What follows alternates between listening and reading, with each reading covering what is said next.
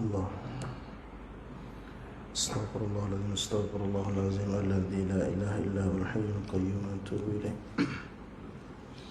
إلى حضرة النبي مصطفى رسول الله صلى الله عليه وسلم وإلى أصحابه وأزواجه وذرياته ولجميع المسلمين والمسلمات والمؤمنين من بتكل تمام كل سوء وتقشح من رحمة والمغفرة خصوصا لشيخنا ووالدينا وأمهاتنا وأجدنا قراباتنا حسن سنة جلال الدين السيوطي بسم النبي وعلى النبي شاء الله لهم الفاتحة أعوذ بالله من الشيطان الرجيم بسم الله الرحمن الرحيم الحمد لله رب العالمين الرحمن الرحيم مالك يوم الدين إياك نعبد وإياك نستعين اهدنا الصراط المستقيم صراط الذين أنعمت عليهم غير المغضوب عليهم ولا الضالين آمين أعوذ بالله من الشيطان الرجيم بسم الله الرحمن الرحيم السلام عليكم ورحمة الله تعالى وبركاته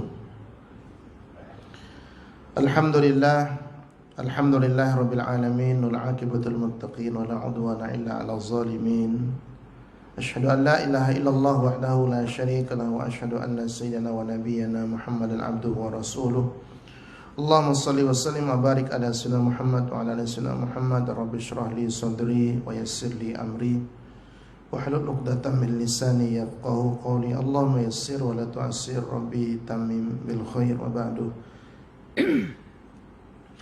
Alhamdulillah, puji dan syukur kehadirat Allah Subhanahu wa taala di pagi yang mendung dan hujan ini. Kita masih diberikan oleh Allah kekuatan. Allah masih turunkan hujan ini masih sebagai rahmat. Dan walaupun mungkin banjir, itu juga kita pandang sebagai rahmat Allah yang melimpah kepada kita. Kita kena berhusnuzon kepada Allah Subhanahu wa taala atas apapun kejadian yang Allah timpakan dan ujikan kepada kita, agar apa yang Allah berikan kepada kita menjadi nikmat dan menjadi menambah kebaikan dan meningkatkan derajat kita di sisi Allah Subhanahu wa taala. Salawat dan salam kepada junjungan kita baginda Rasulullah Nabi besar Muhammad sallallahu alaihi wasallam. Alhamdulillah, pada tahun ini tahun baru yang kita rasakan tenang sikit lah. Jadi pada tahun-tahun sebelum itu gemuruh macam perang dunia keempat. Kadang alhamdulillah dalam keadaan tak terlalu lah. Alhamdulillah. Saya risau semalam kalau jumpa malam tahun baru tengah jalan. Tapi alhamdulillah kita dah sampai sebelum tahun baru pun, tak sekejap saja, lepas tu dah habis, dah hilang. Mungkin mereka tak nak, sebab saudara-saudara kita masih ada lagi yang tengah berduka, masih tengah bersihkan rumah. Dia tak selesa, tak seronok kalau ada yang merayakan tahun baru secara berlebihan.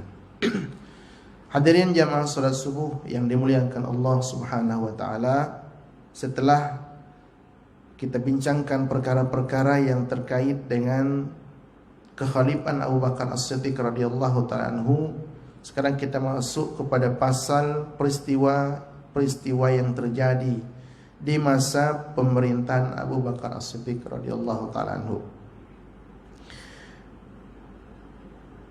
Berkata Imam As-Suyuti rahimahullahu ta'ala, adapun perkara-perkara yang agung yang berlaku semasa pemerintahan Abu Bakar As-Siddiq radhiyallahu ta'ala anhu ialah penerusan penghantar angkatan tentera di bawah pimpinan Sayyiduna Usamah bin Zaid.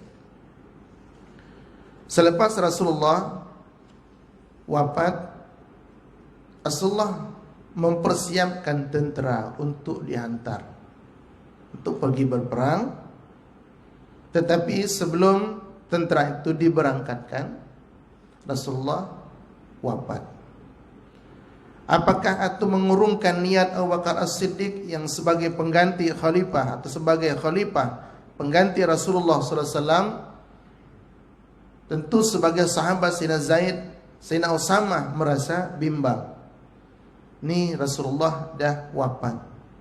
Adakah beliau masih sebagai panglima untuk layak dihantar untuk pergi berperang? Ternyata Sayyidina Abu Bakar As-Siddiq radhiyallahu ta'ala anhu menghantar beliau, meneruskan sebagaimana cita-cita yang telah dibuat oleh Rasulullah sallallahu alaihi wasallam.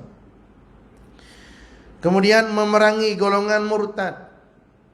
Golongan murtad selepas Rasulullah wafat, manusia saat itu yang imannya tipis, berimannya mereka tidak kerana murni kerana Allah Subhanahu wa taala, tapi takut kena adanya Rasulullah sallallahu alaihi wasallam. Maka ketika Rasulullah wafat, mereka berani mengisytiharkan yang mereka murtad, tak mau bayar zakat, tak nak solat. Saya menganggap bahawa kewafatan Rasulullah adalah solat dan zakat itu pun diangkat. Kena ada orang-orang yang juga yang membuat masalah di dalam kaum muslimin. Itu tidak dinafikan. Maka itu tuan-tuan rahimakumullah, jangan kata di zaman kita ketika ada satu pemerintahan terus ada yang mengacau, itu sudah hal sunnatullah di atas muka bumi. Zaman Rasulullah pun macam itu juga. Jadi kita hadapi apa-apa perkara yang berlaku di perserikatan kita dengan musyawarah, kepala dingin dan penuh berhemah ataupun apalah supaya tidak menimbulkan perkara-perkara yang tidak diingini. Karena kalau katalah misalkan setelah wafat Rasulullah mereka murtad, dengar saja terus pergi bantai, tidak, mereka diseru dulu untuk mereka kembali. Jawaban yang mereka sebut diantaranya itulah tadi. Jawaban mereka adalah sebab di situ tuh adanya Musailamah Al-Kadzab yang juga setengah memerankan perannya sebagai nabi palsu sehingga membuat orang-orang terpedaya. Musailamah bukan orang calang-calang orang. Karena dia mengaku menjadi nabi, juga punya hujah dalam kumpulannya. Dan dia boleh tunjukkan apa-apa mungkin dibisikkan daripada syaitan sehingga orang tertarik, orang terpedaya. Kemudian memerangi golongan yang ingkar membayar zakat, memerangi Musailamah Al-Kadzab. Ini perkara-perkara yang terjadi semasa Khalifah Abu Bakar As-Siddiq. Dan peristiwa pengumpulan Al-Quran ini termasuk peristiwa yang agung ketika zaman Khalifah Abu Bakar As-Siddiq, yaitu penghimpunan atau pengumpulan Al-Quran yang pertama. Cerita ini, kisah ini disebutkan dalam Sahih Al-Bukhari. Atas cadangan Sayyidina Umar ibn Khattab radhiyallahu ta'ala anhu, kita ulang cerita untuk melengkapi kisah dan mengambil keberkahan daripada pengumpulan Al-Quran. Setelah Rasulullah wafat, dalam masa 23 tahun, disitulah penghimpunan Al-Quran, ditulisnya Al-Quran, tetapi belum terbentuk seperti mushaf sekarang. Kita boleh bayangkan belum ada kertas khas pada masa itu untuk menulis ayat-ayat Allah. Maka itu ditulis di pelepah kurma, ditulis di kulit, di batu. Di mana yang boleh ditulis? Katakan saja sebesar-besar kulit unta misalkan, untuk menulis surah Al-Baqarah tak mungkin mampu untuk memuat selebar daripada kulit unta. Tulisan itu besar-besar. Jadi kita bayangkan kalau 2 juzuk setengah surah Al-Baqarah, agaknya berapa gulung atau berapa helai kulit unta yang digunakan. Selepas ditulis, diletak di satu tempat. Tentu berlombok. Di situ batu ada, pelepah kurma ada. Ayat-ayatnya bukan tulis terus daripada yang pertama sampai terakhir. Tidak. Ada sahabat simpan ayat yang ke-10 sampai ke 31. Berserak di mana-mana. Nah, yang hafal Quran alhamdulillah, yang tak hafal jadi mereka hafal. Karena mereka tak semua seperti sahabat-sahabat yang lain mampu untuk hadir ketika Nabi solat, mereka di belakang mendengar sambungan ayat ini. Tak semua macam tu. Ada aja yang tak pergi. Sebagai manusia. Jadi maknanya, macam mana nasib mereka yang dah tak hafal Quran, terus tak tahu sambungan ayat ini. Maka tu kalau kita ada tengok manzil kan. Manzil tu amalan ayat-ayat yang mempunyai khasiat yang dihimpun oleh para ulama, ditulis dengan istilahnya manzil. Termasuk al-ma'thurat, di situ ada ayat Al-Quran, itu ada doa. Kalau disatukan di satu buku, dibaca, bagi orang yang tak tahu diingat itu adalah ayat yang sama. Tapi kan ditulis di ujungnya ayat sekian, sekian surah sekian. Nah, kalau kita melihat merujuk kepada kisah yang disebutkan, maka Sayyidina Umar ibn Khattab datang pergi jumpa Abu Bakar As-Siddiq, meminta kepada Abu Bakar As-Siddiq kerana beliau sebagai khalifah untuk memimpin atau untuk menghimpunkan Al-Quran. Maka kata Sayyidina Abu Bakar As-Siddiq, "Ya Umar, bagaimana aku boleh buat satu perkara, yaitu mengumpulkan Al-Quran yang mana Rasulullah tak pernah buat?" Logik. Rasulullah tak pernah buat selama hidup 23 tahun. Quran yang pandai menulis, yang hafal. Tapi yang tertulis tak pernah dikumpulkan, dihimpunkan satu daripada bacaan Rasulullah, surah Al-Baqarah yang sampai selesai, surah Imran sampai selesai, surah Nisa sampai selesai. Tak pernah. Sekarang setelah Rasulullah wafat, atas alasan apa Umar kamu meminta saya? Ini Rasulullah tak pernah buat. Kerisauan kebimbangan Abu Bakar As-Siddiq ini berarti perkara yang tak boleh, sebab Rasulullah tak pernah contohkan, tak pernah buat. Sayyidina Umar bukan orang yang mudah menyerah. Walaupun Abu Bakar As-Siddiq mengatakan, aku tak berani. Ini benda Nabi tak buat, aku tak berani. Ini bercanggah ni Umar. Maka Sayyidina Umar membujuk dengan argumentasi, dengan alasan yang munasib, yang tidak dapat dibantah oleh Abu Bakar As-Siddiq. Maka perawi hadis dalam Sahih Bukhari, Zaid bin Sabit mengatakan, akhirnya Abu Bakar As-Siddiq mengatakan, maka Allah melapangkan dadaku menerima cadangan Sayyidina Umar. Setelah dua orang bersetuju untuk Al-Quran dikumpulkan, ambil surah Al-Baqarah, digulung. Ni surah Al-Baqarah ayat 1 sampai sekian, bayangkan, berlonggok dengan batu yang dipelepah kurmanya.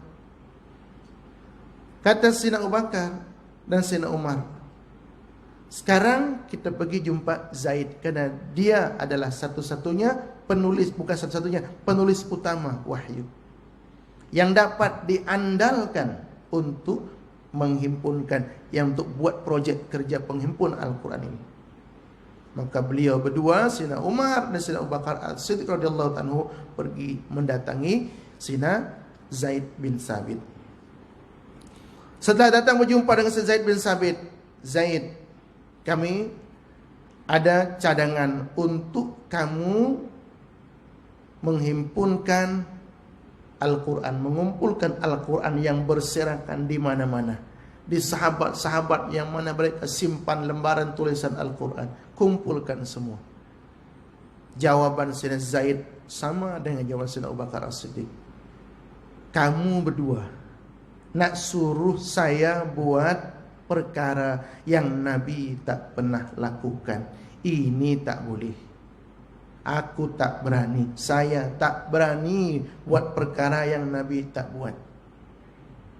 Tetapi Sayyidina Abu Bakar As-Siddiq, kerana dah dilapangkan dadanya oleh Allah, Sayyidina Umar memang daripada asalnya beliau yang mencadangkan, memberikan argumentasi berdua, dengan argumentasi yang sehingga kata Sayyidina Zaid bin Sabit, maka Allah pun melapangkan dadaku menerima cadangan tersebut.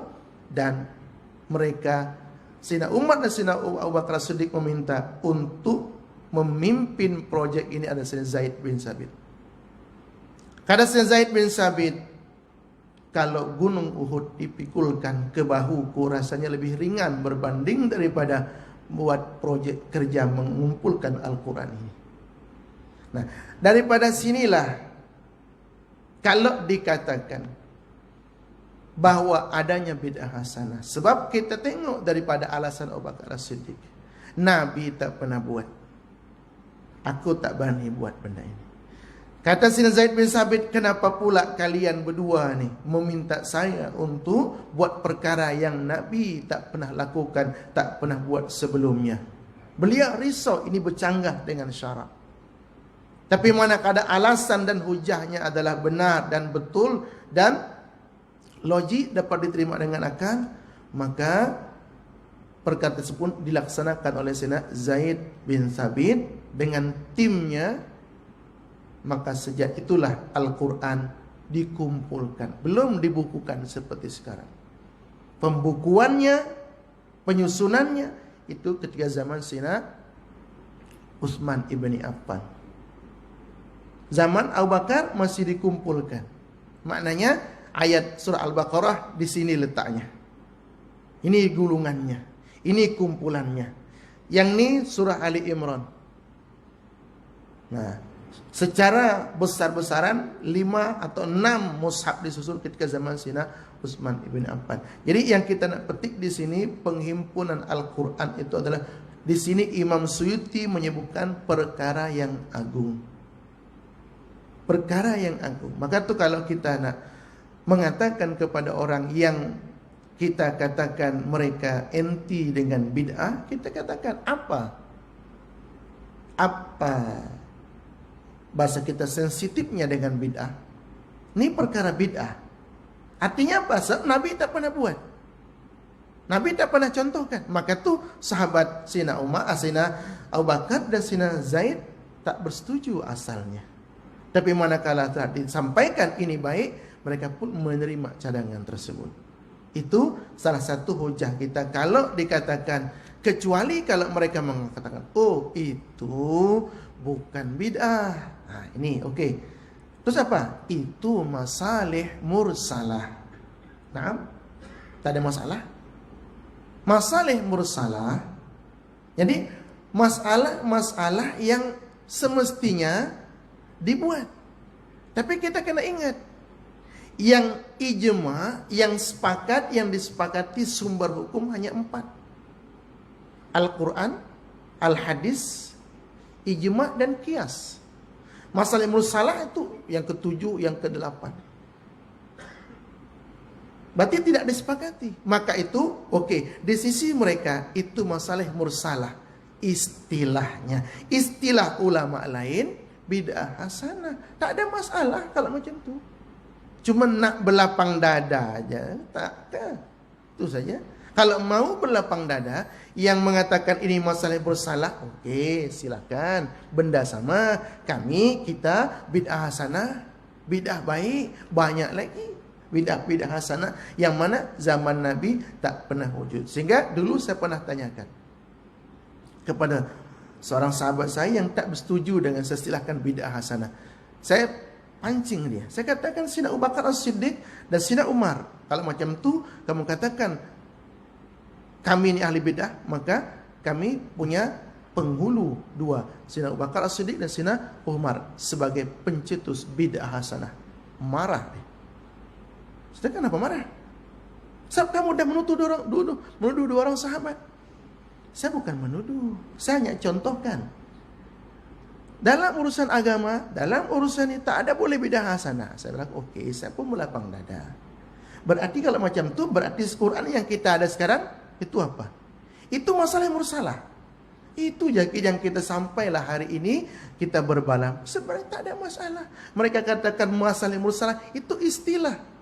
Sebenarnya juga bid'ah hasanah. Karena masalah mursalah itu macam tu juga. Maka tu tuan-tuan rahimakumullah, dalam benda-benda ini insya-Allah kita boleh berlapang dada. Tak ada masalah. Untuk mencintai Nabi SAW. Ini mintakan contoh malam tadi. Kami alhamdulillah di program di Ma'had, kami tak sempat mengikuti. lomba istighfar malam tadi. Lomba istighfar daripada maghrib. Program ceramah. Lepas tu lomba istighfar untuk santri. Siapa yang terbanyak istighfar dapat hadiah 700 ringgit.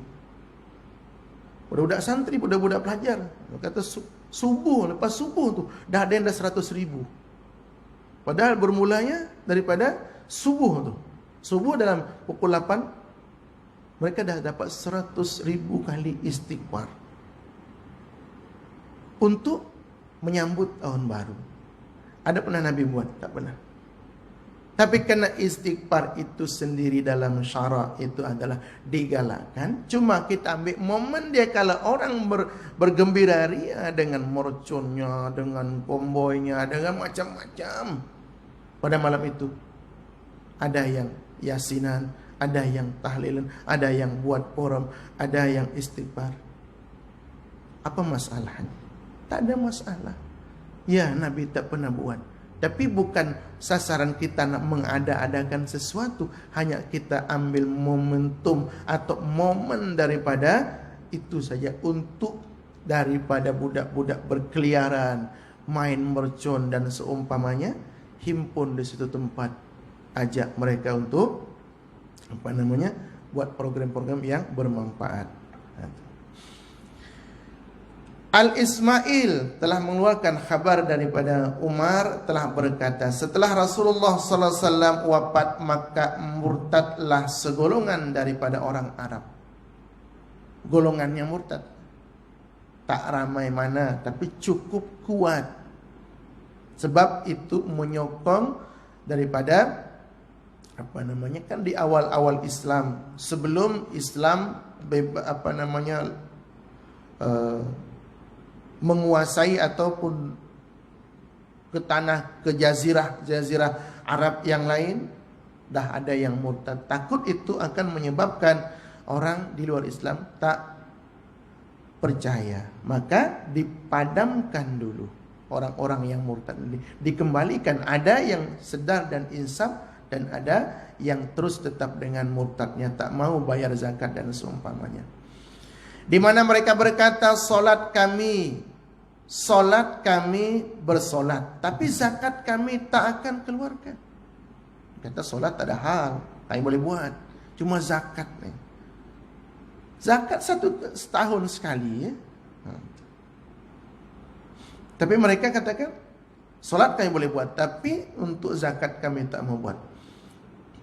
Kemudian aku datang berjumpa Abu Bakar As-Siddiq.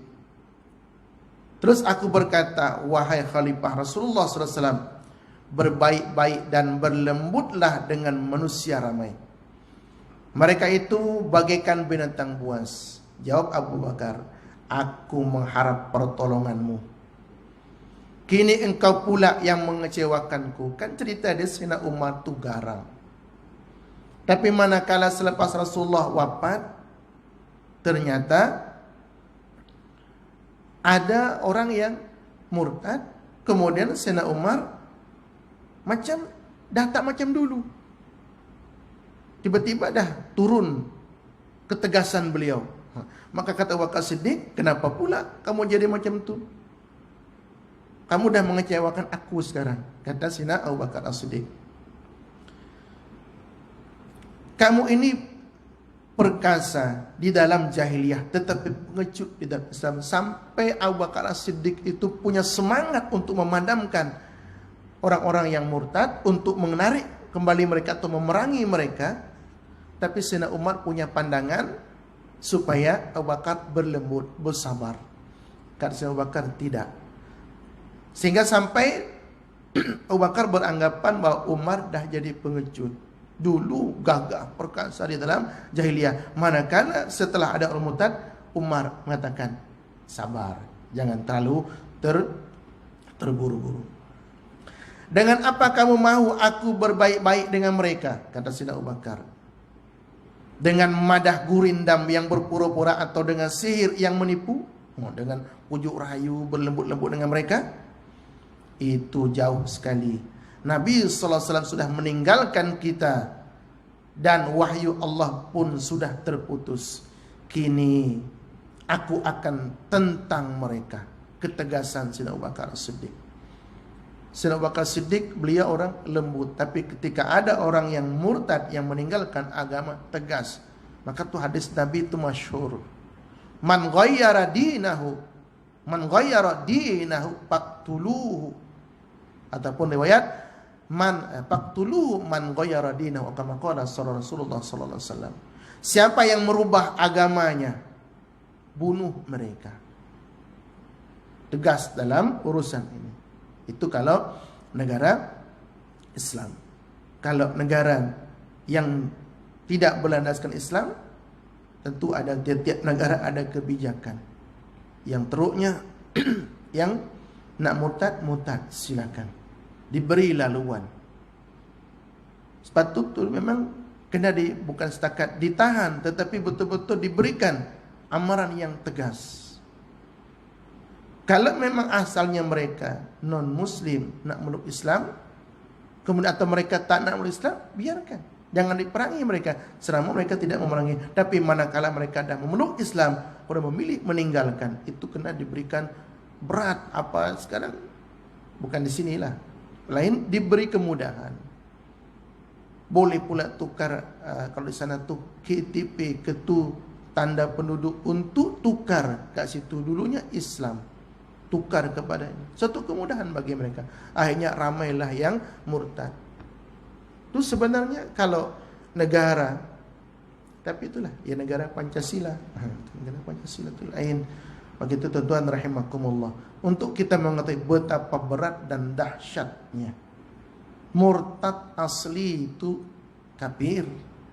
Tapi bukan, kalau kafir asli itu kafir, tapi murtad itu bahasa kita tuh memak dengan bahasa datuknya kafir.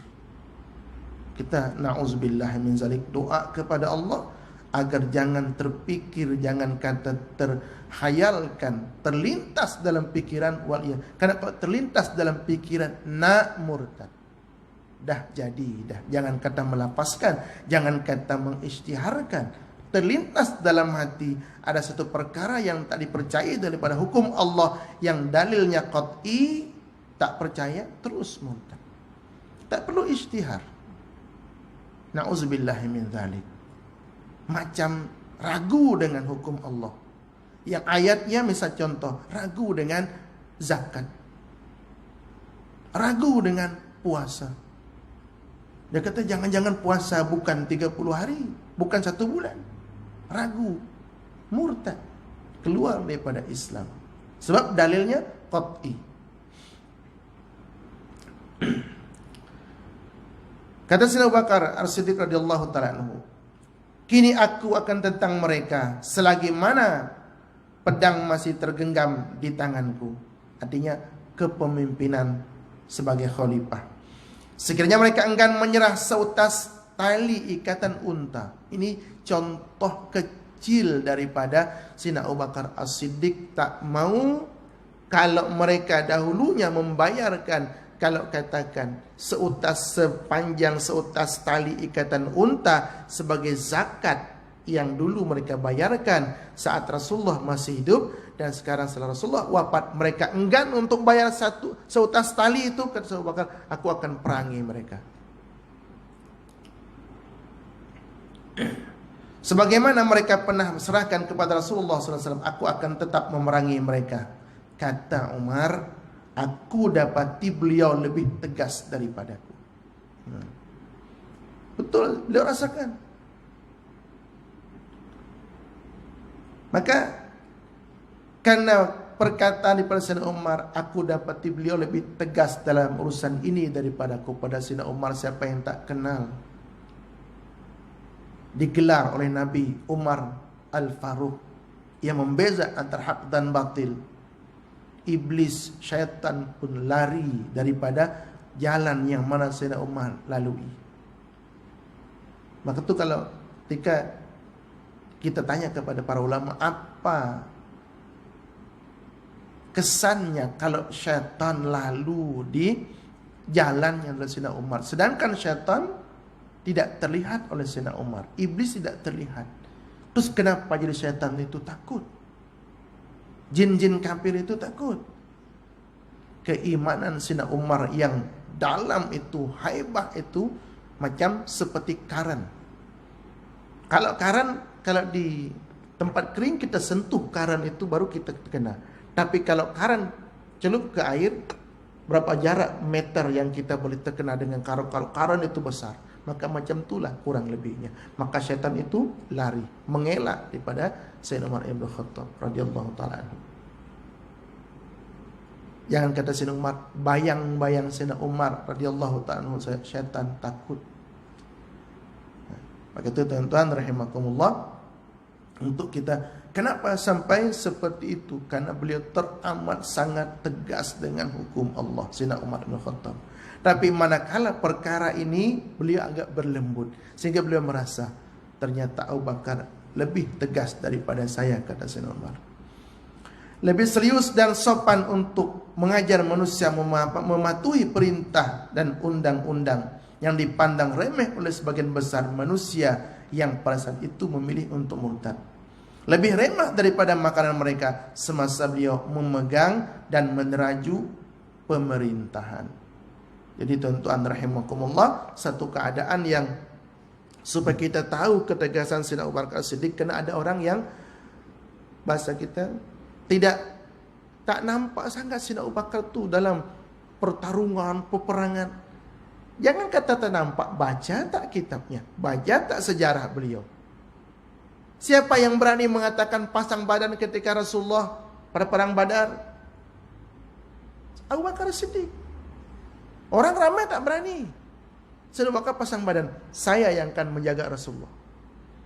Rasulullah kena cari tempat yang agak tinggi untuk memando pasukan. Kan tempat yang tinggi itu senang terlihat oleh musuh untuk dipanah.